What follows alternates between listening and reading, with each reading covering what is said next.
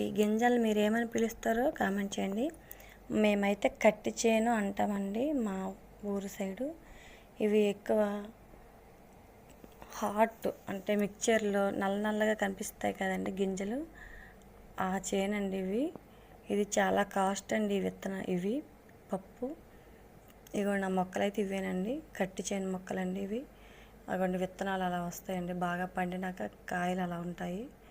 ఇవి చాలా రేట్ అండి ఈ కట్టి చేను. అలాగే పక్కన బరబాటి మొక్కలు, బెండకాయ మొక్కలు అన్నీ ఎంత బాగా వేసారో చూడండి.